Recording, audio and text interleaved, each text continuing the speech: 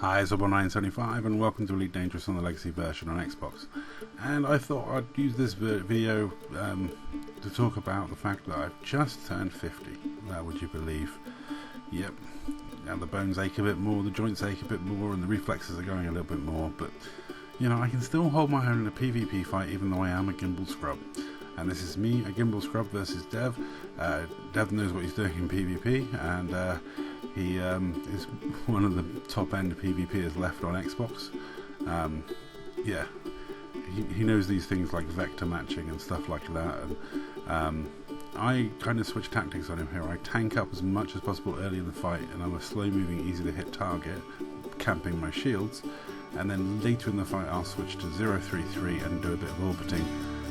This is to more throw off his aim because the erratic nature of my flying helps him miss a few. I did start this fight by firing a chaff. I know it's absolutely nothing, but I will occasionally fire chaff in this fight.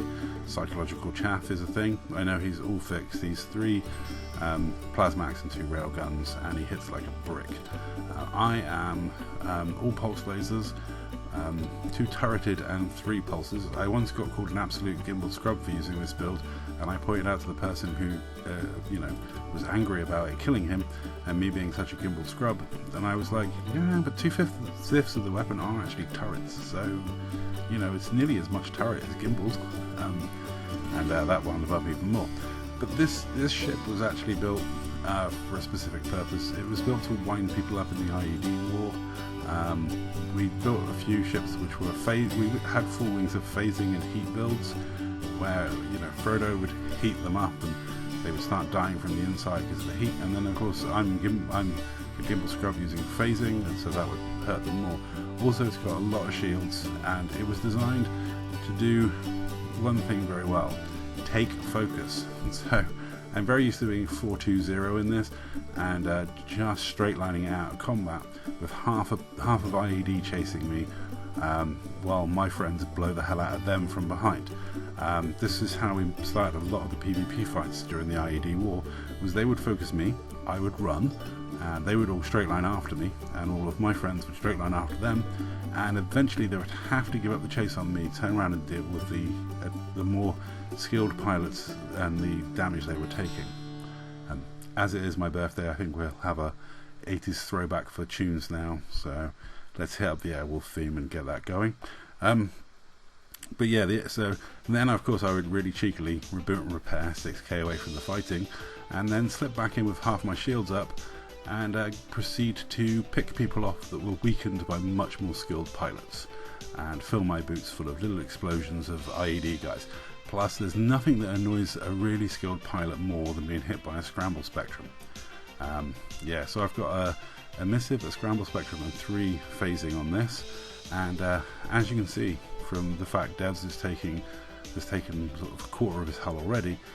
Yeah, Meta FDL's not the greatest hull. During the IED war, hilariously, a lot of them were using the B-Great or B-Bait build, which is a high skill, high shield FDL build, 2 rail, 3 plasmac. I don't think I had any, I'm not sure, I think I had a lot of banks because it was literally 600 hull. And when you tell people you're in a really lightweight 600 hull FDL, don't accuse them of counter building when they get attacked with a phasing ship. It's not, it's your own fault. If you put 600 hull on it and I hear about it, it's the logical choice. I mean, the fact I've got chaff on this shows that it's not a totally counter build for Meta FDLs. It was built as a general PvP ship to be used against totally loads of things. It just happens to be really good against Meta FDLs in a wing. 1v1 I tend to get out DPS'd.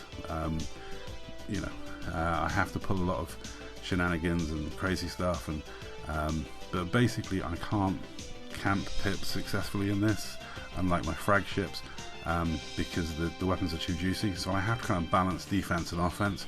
And like I say, what I do tend to do is get it to a point where I'm, I think I've eked it out enough, and then switch and have no pips to shield. Because I just completely change up the way I'm moving and the way my ship's behaving, it quite often throws the enemy off. I do have difficulty, as you can see, with heat build-up. This ship is an absolute... It's not good, but in a wing, it's really effective. You get a wing of phasing ships after you, you'll know about it. And like I say, we were using the missile and multi-cannon heat you up build. So once the FDL banked to proc its plasmas, which they use the plasmas that do more damage when they're heated up, so they would deliberately find a cell bank to make themselves hotter. And what Frodo would do was use missiles and multi-cannons that kept them at that heat. So they would do more damage, but they'd start eating themselves too quickly because they couldn't dissipate the heat. And then I'd be like chipping away with the phasing, and that combination of them eating themselves and me eking away at them would generally affect them. Now I know in this fight I need to circle away and be sensible and not ram him in any way, shape or form. I have virtually no hull into this.